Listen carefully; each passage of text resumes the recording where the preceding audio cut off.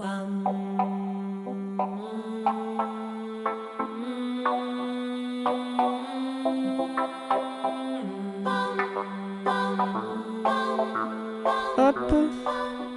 Oui, Lise, c'est moi. Ça va? Oui, ça va, et toi? Très bien. Eh bien, tu es à 3 minutes de chez moi. Ah mais parfait. Oh là là, mais c'est beau là. Ah ouais, c'est magnifique. Donc là, on est derrière la place du Minage. Oui. Ok. Et dans cette petite courette d'Angoulême, il y a une ancienne chapelle. Waouh, trop beau. Voilà, et donc là, c'est chez toi. Parce qu'avant, tu étais à côté d'Aubzine. Oui. J'étais vers la préfecture. Et là, J'ai c'est à la fois emménagé. chez toi et ton atelier? Ouais, c'est tout. C'est plus grand et plus lumineux. Puis il y a la terrasse. Ok. Bon, bah écoute, on va s'installer, on va se poser. Et il y en a vraiment partout, hein, de tes œuvres. Oui, parce que il y en a qui sont stockés et il y en a qui sont au mur parce qu'il n'y a pas assez de place. Et en fait, je regarde ces toiles comme si c'était pas les miennes, donc je les accroche. Quand je les peins, enfin, c'est une sorte de, pas de transe, mais je peins ça automatiquement, on va dire. Et du coup, je me rends pas compte que c'est moi qui ai fait ça. Donc je les accroche au mur et enfin, je les regarde et je fais « Oh, j'ai mis ça, oh, il y a ça ».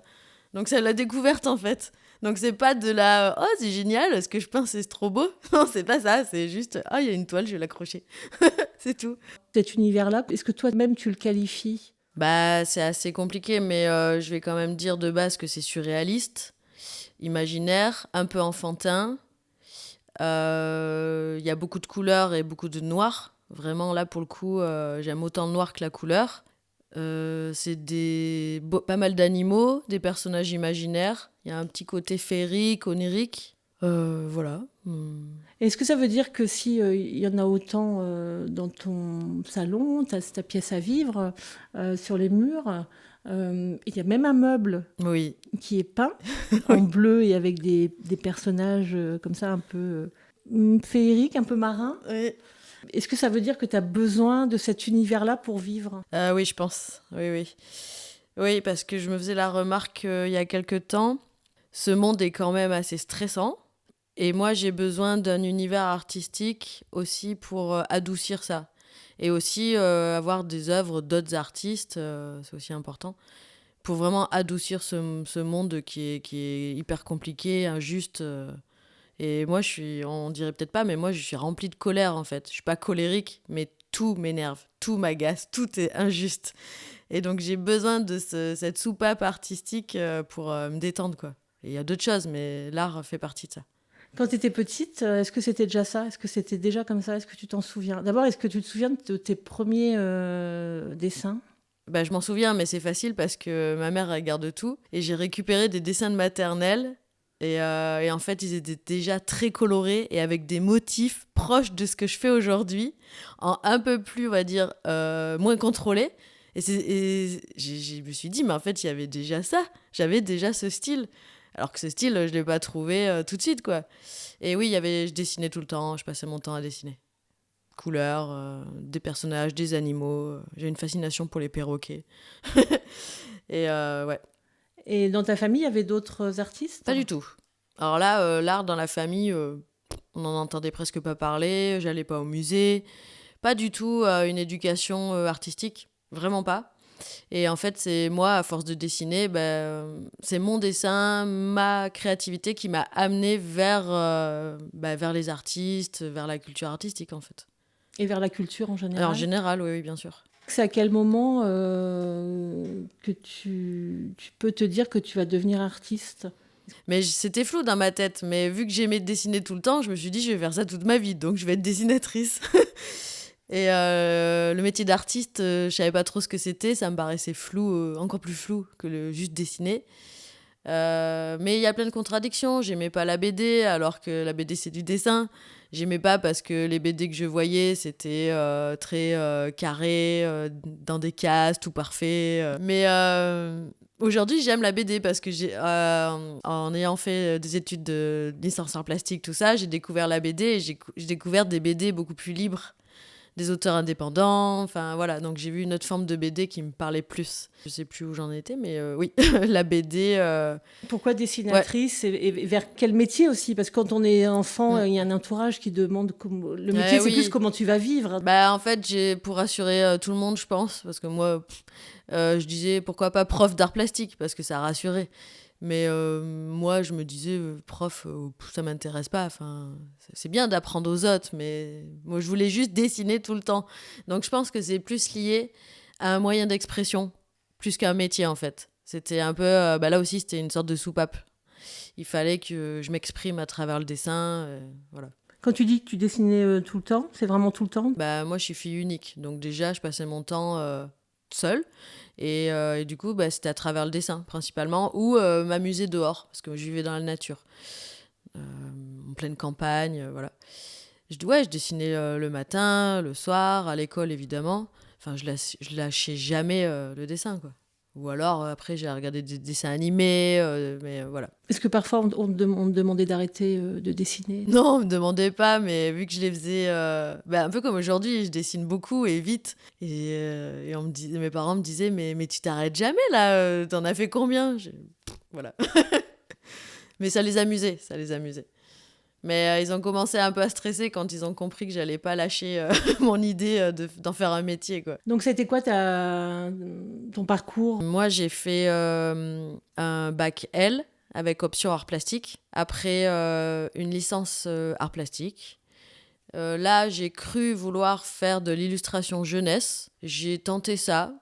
J'ai commencé à illustrer des petits contes. En fait, ça m'a pas plu du tout. Parce que c'était une sorte de contrainte. Donc mon imaginaire, j'étais pas totalement libre. Donc en fait, je me suis rendu compte que j'aimais les livres jeunesse, mais je voulais pas en faire. Donc j'ai fait cette petite formation à distance.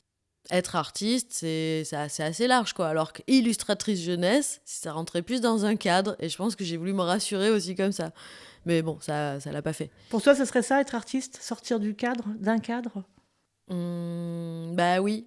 Enfin, pour moi, oui, parce que artiste égale liberté. Moi, je recherche une liberté dans plein de choses. Et le fait d'être artiste, moi, je travaille seule. Je travaillerai pas du tout en équipe. Ou alors, c'est sur un court moment, pour des expos collectives, ce genre de choses. Mais liberté, vraiment, ouais, être toute seule. Donc oui, sortir d'un cadre, ouais. Enfin, ce cadre, on va dire, qui est... Le cadre, pour moi, c'est quelque chose d'autoritaire, avec des règles, qui est ferme. Oui, un cadre, ça peut être nécessaire. Pas des contraintes qui viennent d'autres personnes ou d'ailleurs. Les miennes, il n'y a pas de souci.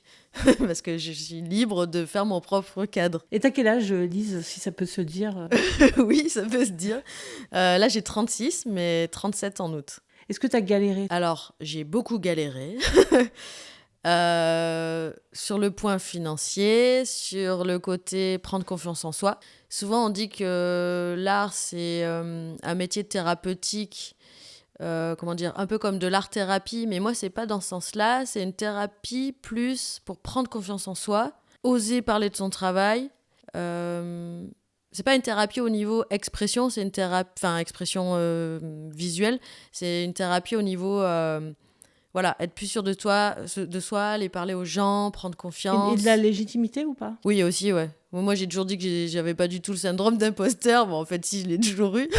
Donc, bon.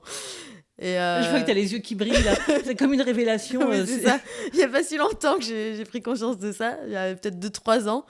Tous les potes me disaient « Ah, le syndrome d'imposteur. » Moi, je dis « Ah non, je suis pas du tout ça. » Si, en fait. Mais moi, j'avais pas pris conscience de ça. On peut le dire, aujourd'hui, tu as du succès, Une reconnaissance. Et ouais, une petite reconnaissance. Alors après, moi, je suis assez humble et j'ai pas envie de commencer à dire « Waouh, je suis trop une star. » Mais oui, une petite reconnaissance. En tout cas, il y a des personnes qui viennent à moi qui me proposent des expos. En fait, je commence à avoir un CV intéressant. Et notamment grâce à Angoulême. En tout cas, quand on s'est rencontrés, tu es arrivé à Angoulême. Oui. T'avais pas fait les expos que tu as pu faire maintenant. Non. C'est important de Oui. rencontrer un public et des Oui. gens qui aiment.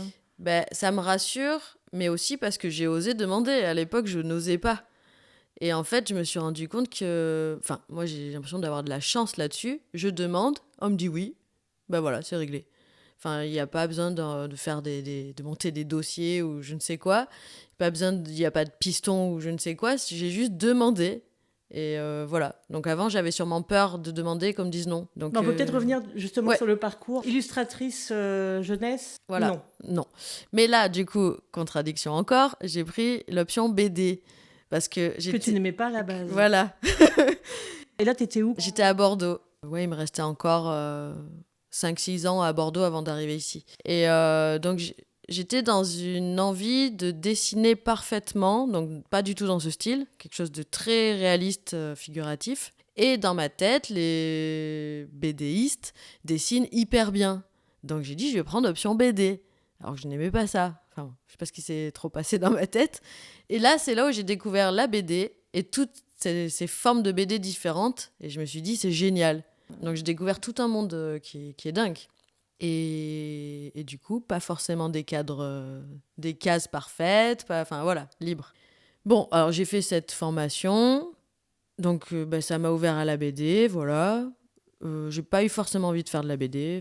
Et l'illustration, bah non. Donc là, j'ai eu envie de bosser avec des enfants. J'étais animatrice en maternelle. Et en fait, je pense que c'est ça qui m'a un peu perdue, illustration jeunesse, livre jeunesse, tout ça. En fait, c'est que j'ai quand même encore une âme d'enfant qui persiste. Et j'aime beaucoup les enfants et dessiner avec eux. En fait, c'est cette créativité-là que je cherchais en pensant que c'était l'illustration jeunesse. Ah, j'ai eu peur. Donc là, c'est le distributeur de croquettes. Et donc, Albert, le chat, vient d'aller manger ses croquettes. Là, voilà, donc j'ai bossé avec des gamins. Et c'est là où je me suis dit, en fait, ce que je veux faire, c'est être artiste. Donc, ne pas rentrer dans un cadre spécifique du monde de l'édition ou autre chose. Et donc, j'ai commencé à faire des expos. Mais toujours dans ce style très réaliste. Par contre. Mais comment on fait pendant ce temps-là pour payer son loyer, manger? Et du coup, c'était être animatrice. Voilà. Et à l'époque, j'étais en couple et on partageait le loyer. Voilà. Tu as trouvé ton équilibre comme ça, en tout cas, avec des ateliers, ça avait aussi du sens. Oui. Et tu dessinais à côté. Et je dessinais à côté. Et en fait, au bout de 3 ans d'animation, je me suis dit, bah, c'est bien sympa, mais là, j'ai envie de me lancer que dans le métier d'artiste, tout le temps. C'est un métier pour toi, artiste? C'est ce qui me fait gagner ma vie. Donc, je dis que c'est un métier, ouais. Voilà.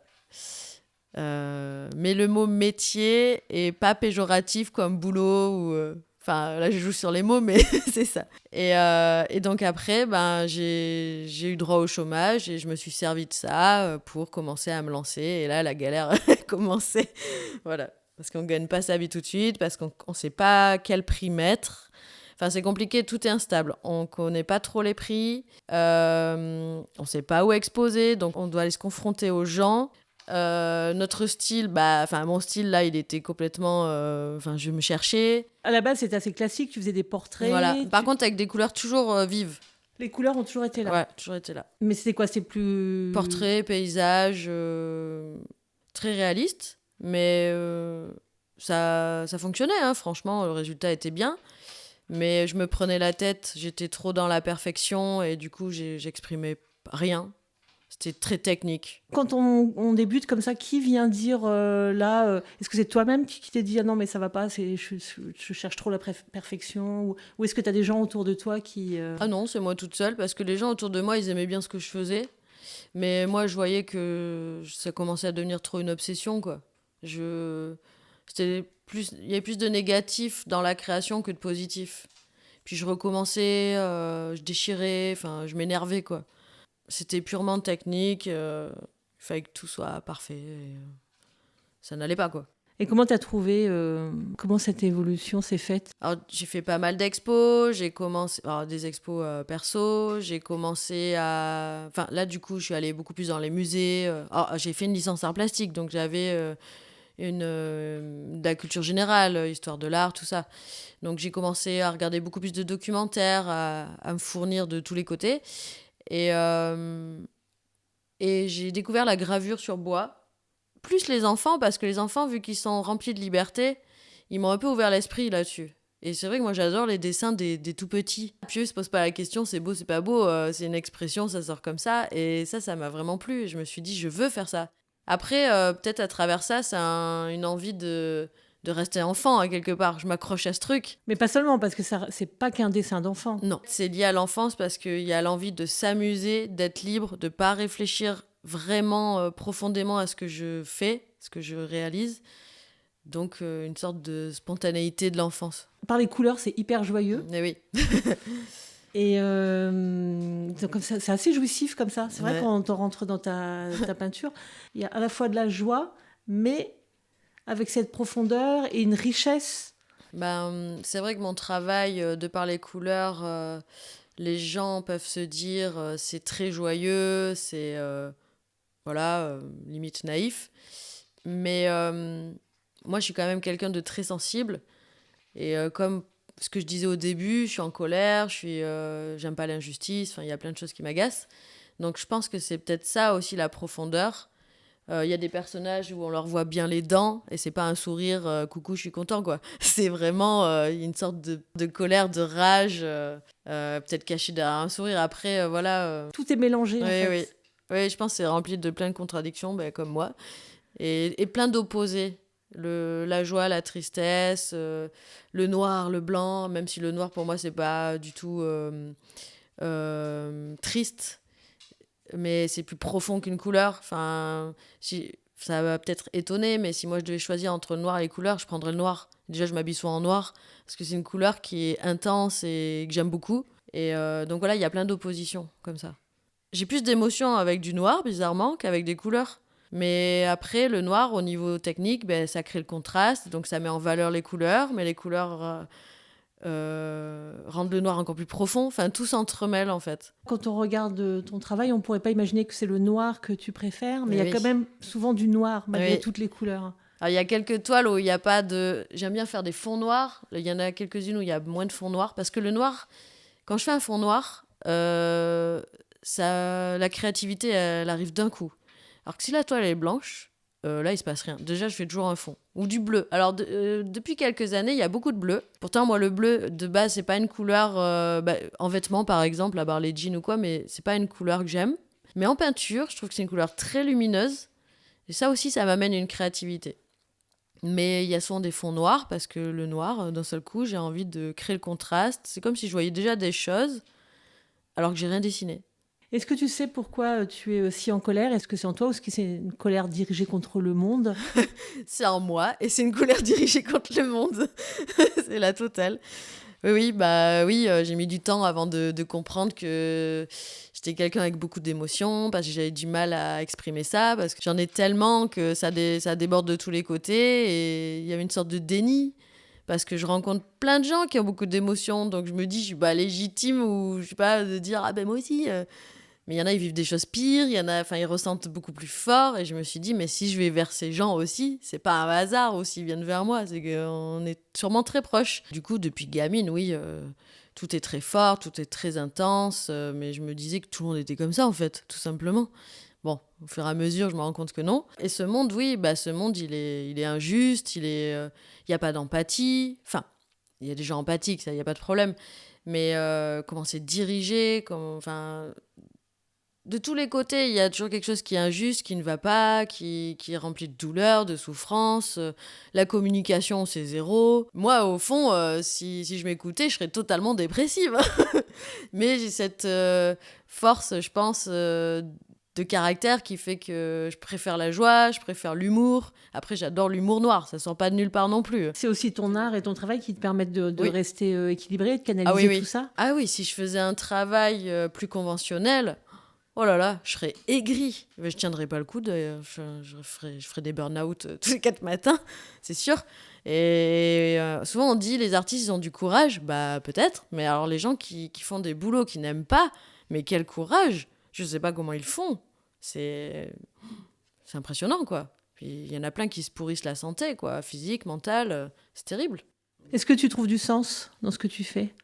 Même si c'est toujours un peu compliqué parce que c'est pas, on n'a pas un salaire régulier. Il y a des mois où ça marche super bien, ou des années ça marche super bien, d'autres années, hop, on retombe au RSA.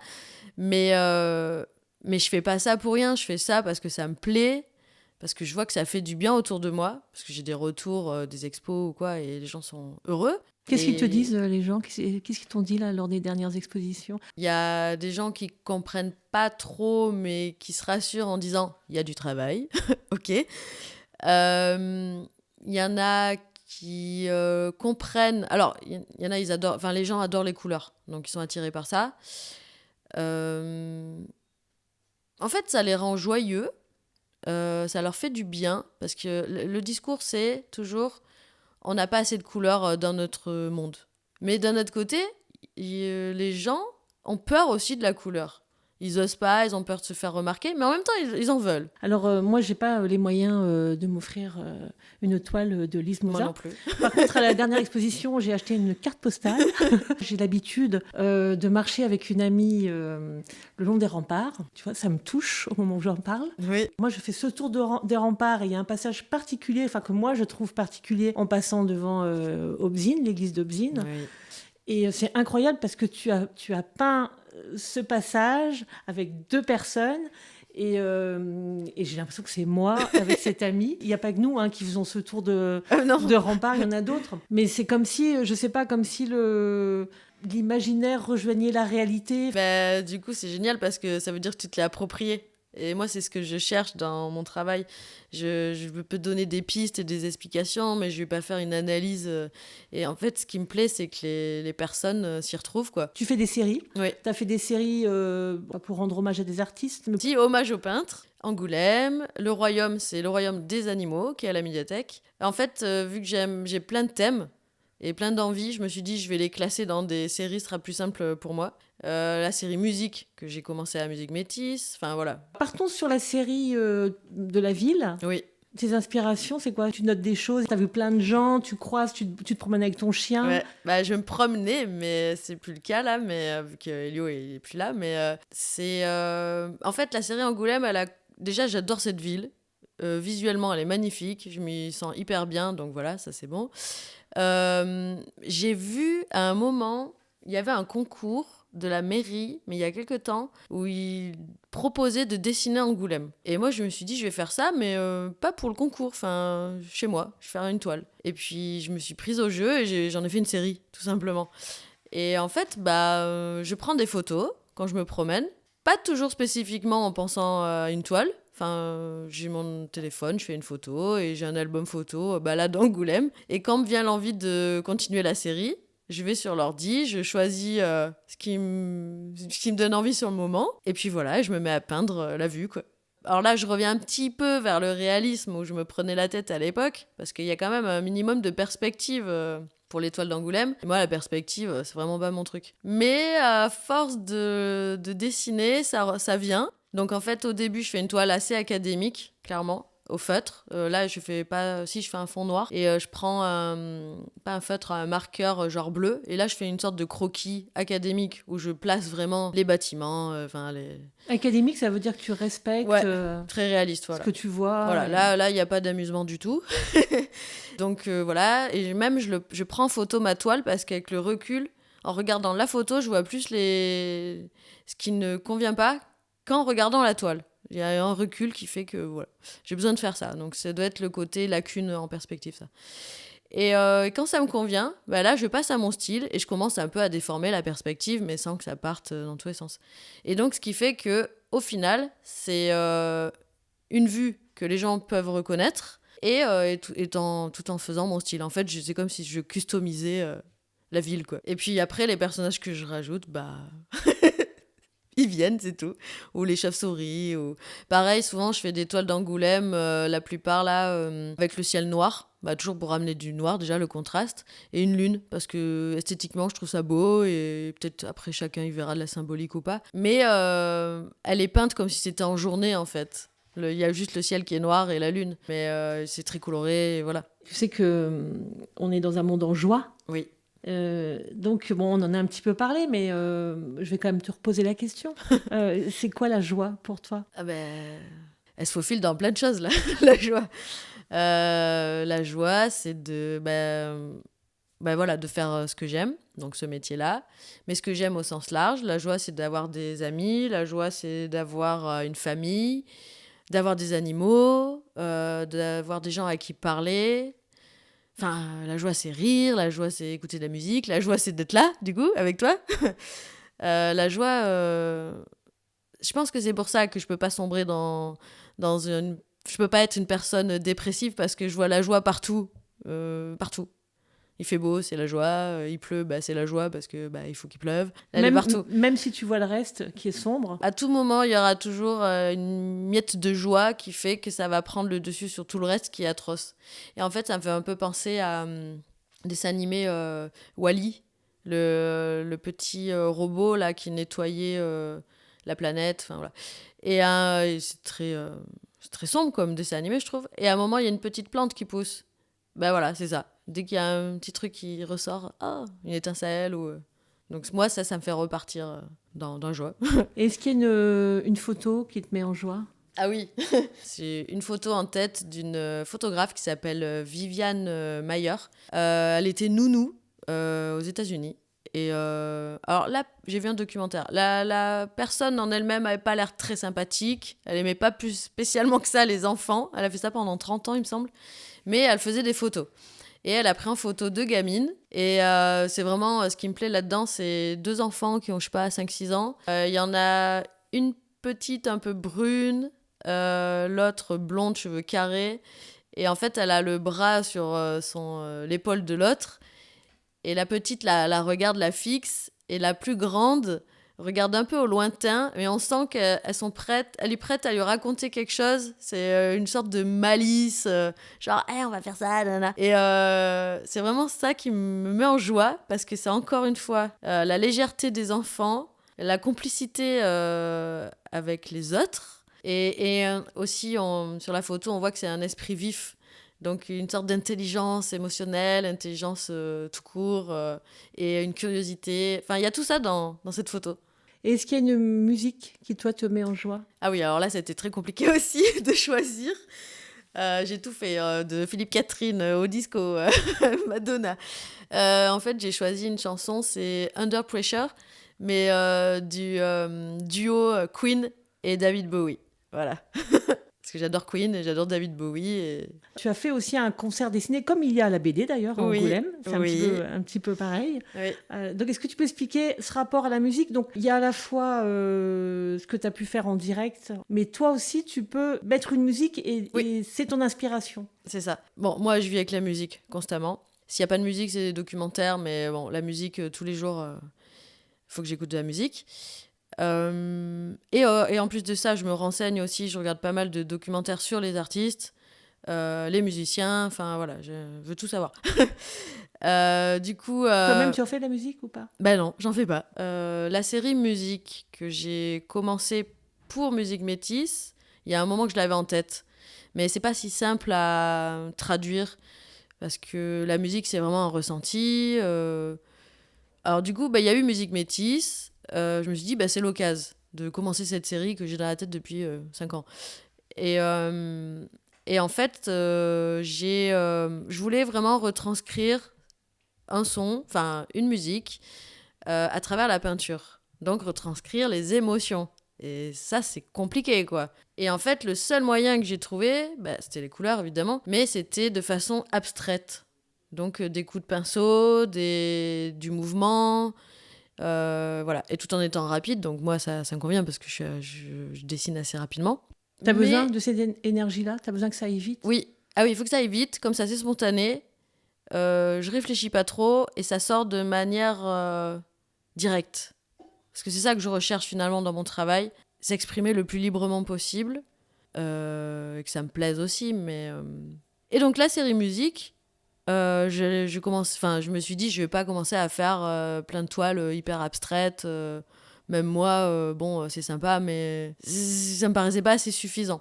Donc j'ai fait un fond abstrait avec le son, voilà, en me lâchant totalement. Et au centre, j'ai fait un rond noir pour intégrer mes personnages. Il y a toujours la base, le rond noir. Tout autour, le fond est coloré selon ce que je ressens. Et mes personnages que je réintègre. Mais tout ça, quand même, je le fais en écoutant la musique en boucle. Par exemple, sur Queen, tu as dû faire une toile sur Queen. J'ai fait Rhapsody. je sais plus les teintes, mais je crois que c'est plus dans les bleus, blancs, verts. Ben voilà, j'ai mis la musique, j'ai fait mon C'est abstraction. le matin, le soir, la nuit? Pas la nuit. Là, c'était début d'après-midi. Je sais pas, quand ça me vient. La nuit, non. Et puis la nuit, il n'y a pas la vraie lumière du jour et ça me va pas. C'est, pour les couleurs, je suis pas... Non. Puis moi, j'ai besoin de la lumière, du soleil, c'est encore mieux. Et donc, après, j'ai fait ce cercle. En fait, je commence à faire le cercle sur la toile. Je fais le fond coloré, abstrait. Et donc là, on avait Queen, imaginons. Voilà, on avait Queen. Donc bah là, il n'y a pas d'explication. Enfin, c'est je prends le pinceau, je prends les... Tout de suite, ah oui, si. Tout de suite, je vois quelle couleur il va falloir mettre. Ça a un terme. Il y a des gens... c'est la synesthésie, c'est ça. Un son égale une couleur pour certains. Et donc après, j'intègre mes petits personnages. Alors au final, en regardant... Vu que je prends pas trop conscience, ce que je disais au début, que c'est moi qui ai fait cette toile, en regardant la toile, je me dis, mais en fait, ce cercle noir, on dirait un peu comme un cercle de vinyle. Et ça tombe bien parce que j'ai des vinyles. Et ces personnages au milieu, on dirait qu'ils sont limite là, ils dansent. Donc en fait, tout se complète. J'ai vu que sur tes réseaux, oui. Je t'en parle parce que c'est noté, c'est une des premières choses qui est notée avant même dessinatrice, artiste cotée. Oui. Alors comment on devient une artiste cotée? C'est quoi une artiste cotée? Alors là, moi, l'expérience, c'est j'ai reçu un mail d'un commissaire-priseur qui bosse à Drouot Paris et Drouot Lausanne, me demandant si je voulais être cotée. Et là, je me suis dit, ça, c'est une arnaque. Je n'y croyais pas du tout. Mais... je me suis dit, bon, j'ai quand même envie d'être un peu curieuse et d'être sûre que c'est une arnaque, on sait jamais. Et en fait, il y avait un numéro de téléphone, donc j'ai appelé, et c'était pas une arnaque du tout. C'est le commissaire-priseur qui travaille là-bas, qui est spécialiste antiquité, art contemporain, voilà. Et bah, du coup, il m'a envoyé plein de papiers pour me prouver qu'il bossait bien là-bas et qu'il était, comment on dit ça, l'État, il est accrédité par l'État et tout. Enfin, voilà, hyper sérieux. Et en fait, il m'a expliqué qu'on prend pas trop d'artistes vivants et je trouve ça dommage. Et en fait, il a découvert mon travail sur une galerie qui s'appelle Singular, une galerie en ligne. Et en fait, vu que c'est assez bien représenté, niveau visibilité, il a vu, quoi, il est tombé dessus. Et voilà. Et en fait, la cotation, le principe de ça, c'est de... Alors, vu que c'est Drouot, c'est de pouvoir proposer ses œuvres en ligne aux enchères sur Drouot en ligne. Et en fait, il m'a aidé à mettre des tarifs... Enfin, là, on est dans le marché de l'art. Mais tel format égale tel tarif en moyenne. Alors là, ça devient flou. En tout cas, c'est un accélérateur pour toi, non? Qu'est-ce que ça t'a apporté d'être cotée? Alors, il y a des gens qui ne savent pas du tout ce que c'est. Ils m'achètent des toiles, c'est juste un coup de cœur et voilà. Je leur dis je suis cotée, ils font ouais, super. Ou alors ils me disent ah ben, on a eu l'œil. Et voilà. Sinon, oui, ça parle à des gens, mais là, franchement, j'ai pas eu plus de ventes grâce à ça. J'y pensais, mais non, pas du tout. Mais pour moi, c'est un peu comme un diplôme, quoi. C'est un peu... c'est une vitrine, c'est un peu une reconnaissance aussi. C'est deux choses, la reconnaissance et le fait de pouvoir vivre de son art. La reconnaissance, là, ça m'a fait plaisir. Mais si j'ai pas de reconnaissance, mais que j'en vis, je suis heureuse. Mais si j'en vis, c'est qu'il y a un peu de reconnaissance. Enfin, ça s'entremêle quand même. Après, moi, la reconnaissance, c'est pas j'ai envie d'être hyper connue. Mais bon, ça m'a quand même fait plaisir parce que c'est quelqu'un qui connaît le milieu artistique, qui connaît le marché de l'art, Je dis, ah bon, il a quand même détecté mon travail. Mais voilà, mais du coup, la cotation, au niveau plus concret, donc c'est vraiment pour nous aider à mettre des tarifs sur tel format, machin. Moi, je sais qu'il m'a augmenté les prix de mes dessins, il m'a augmenté les prix de mes gravures, parce que j'ai tendance à mettre ça un peu... À sous-côté. Voilà. L'étoile, il m'a dit c'est bien, ok. Mais en fait, c'est une cotation sur 3 ans. Parce que la cotation, ça veut dire tel artiste se vend tel prix pour tel format. C'est surtout ça, pour les gens qui veulent vraiment avoir des précisions. Et donc, en fait, ça, c'est pas dans 3 ans, c'est bientôt là.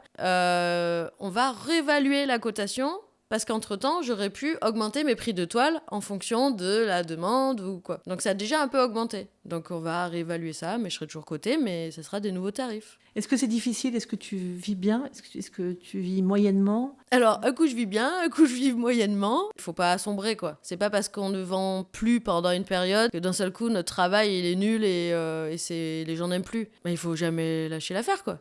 Est-ce que des fois c'est difficile au point de vouloir arrêter ou... Moi, j'arrête pas. Mais certains, dans ma situation, il y a longtemps qu'ils seraient arrêtés. Ça, c'est sûr, dans les moments de crise. Oui. Mais non, moi, j'arrête pas. Tu peux pas faire autre chose? Non. Et puis du coup, c'est un peu pour ça que je me suis remis à faire des marchés, où là, je présente les mini-mosas, donc des prix un peu plus réduits, histoire d'avoir, quand il n'y a pas des grosses expos et des grosses ventes, histoire d'avoir toujours quelque chose. C'est des petites gravures entre 5 et 20 euros. Je brade plein de dessins. Parce que de toute façon, j'en ai plein de dessins, donc à un moment, il faut il faut les faire sortir. Il y en a certains que je classe et que là, j'encadre, ils sont vrai prix. Et il y en a plein d'autres, c'est pareil, 10 euros, 15 euros, mais c'est des originaux. Ce qui permet à moi de me débarrasser, parce que moi, quand je vends 3 dessins, j'en ai déjà fait 20 derrière. Donc et au moins, ça permet aux gens d'avoir accès à des originaux. Parce que je fais pas tellement de repros, en fait. Par les cartes postales... Je suis pas trop reproduction. Lise Mosa, ça vient d'où? Est-ce que c'est Mona Lisa? Ça aussi, je l'entends souvent. Non, Mosa, ça vient de Seimo, ça vient de Basquiat. Jean-Michel Basquiat, au début, il signait Seimo. Apparemment, Same Old Cheat. En fait, il a commencé à faire des tags, il écrivait des phrases dans les rues de Brooklyn, New York ou d'autres rues, je sais plus. Et il signait Seimo. Et en fait, moi, j'ai eu un déclic... maintenant, il y a peut-être 10 ans, quand je cherchais un nom un peu plus sérieux, parce que j'ai passé par Lise, L-I-I-Z, enfin bon, voilà. Et je voulais un vrai nom. Ton vrai prénom, c'est Lise? Mais pas de Z, c'est un S-E. Et mon nom de famille, je voulais pas le prendre. Et donc, du coup, j'ai vu un documentaire sur Basquiat. C'était dans la recherche là de liberté, le passage du réalisme à autre chose, la gravure, tout ça, les enfants, tout était mélangé. Et du coup, je vois ce documentaire de Basquiat. Je connaissais déjà le travail de Basquiat, mais voilà, simplement, enfin, j'avais pas eu plus de déclic. Et en fait, sa liberté, encore une fois, sa liberté de faire ce qu'il voulait, parce que son style, c'est plus... on appelle ça expressionnisme abstrait aux États-Unis, mais... voilà, il est assez libre, c'est très brut, c'est très... Il y a pas mal de crânes, il y a pas mal de... Un mélange aussi avec du vaudou, enfin, c'est tout un truc. Mais en fait, c'est sa liberté. Je me suis dit, mais lui, il est super libre, pourquoi pas moi? Et en fait, j'ai tellement eu un déclic, vu qu'il signait Saimo, tout ça. Moi, je me suis dit, je vais inverser Saimo, je vais prendre Mosa. Et voilà, tout simplement. Moi, je trouve vraiment Lise Mosa, Mona Lisa. Il y a quelque chose. Et d'ailleurs, est-ce que je peux prendre une photo? Oui. Est-ce que tu peux me faire la pose de Mona Lisa? Je crois qu'elle monte pas ses dents quand elle sourit. Voilà, moi, je trouve que tu as un petit côté Mona Lisa et donc Lise Mosa, même si c'est passé par Basquiat. Pour ça que j'ai fait une gravure de Mona Lisa. Parce que tout le monde me parlait de ça. Qui est très belle. Ça, c'est dans ta série avec des artistes. Elle est aussi magnifique. Il y a quels artistes Hopper, Basquiat, évidemment, Miro, Van Gogh, Dali. Qu'est-ce que tu conseillerais, toi, pour aller faire un petit peu le tri quand on n'est pas, alors je vais pas dire pas doué, parce que c'est pas forcément ça, mais non. Pas pro, mais qu'on a envie d'en savoir un petit peu plus? Il y a tellement d'infos. On peut acheter un livre sur la peinture, on peut acheter la peinture, on peut... À partir du moment où on aime un artiste, on peut acheter le livre ou se renseigner.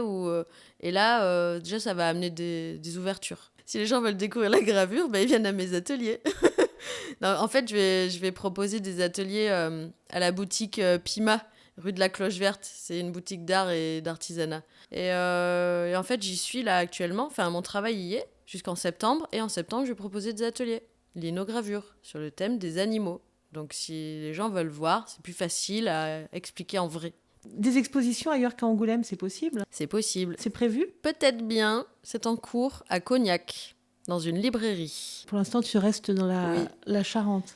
En fait, ça va s'écarter au fur et à mesure, je pense. Et en plus, quand je pense quand j'ai envie de faire une expo, maintenant, j'ai de la chance, on m'appelle. Je fais, c'est bon, je trouve une expo. Donc, oui, je vais bouger autour, mais tranquillement, mais sûrement. Et tu travailles tous les jours? Tu peins tous les jours? Alors en ce moment, pas tellement, parce qu'en ce moment, il y a plein d'expos, de marchés, créateurs et tout. Donc non, là, C'est ça l'été. fait un moment que j'ai rien fait. Mais s'il n'y a pas d'expo, s'il n'y a pas d'événement, je peins tout le temps, ouais, ou je dessine tout le temps. Ça oui. Tous les jours, même si c'est qu'une heure, oui, oui. Comment tu vois la suite? Comment tu imagines la suite? Bah, j'ai envie de dire pareil, mais en mieux. Mais bah, la suite, c'est que je vais continuer, je vais évoluer, je vais rencontrer encore plus de gens, le réseau va s'agrandir. Du coup, bah oui, je vais déborder de Charente. Puis voilà. Mais tu restes à Angoulême. Ah oui, ça oui, oui. Tu te sens bien ici? Ah ouais, super bien Angoulême. C'est mon élément, Angoulême. J'ai mes amis, j'ai mes proches. Non, aucune raison de partir d'Angoulême. Zéro. Bon, bah c'est chouette. Et où est-ce qu'on peut aller voir ton travail? Sinon, peut-être sur... tout à l'heure, tu as cité Singular. Ah oui, vous pouvez aller le voir, mais c'est juste une vitrine. Sur Instagram, Arlise Mosa, Lizmosa. Sur mon site, c'est arlisemosa.wixsite.com/lismosa. Et Facebook, Lismosa. Là, pour terminer, si tu devais parler d'une œuvre qu'il y a autour de nous, ce serait laquelle?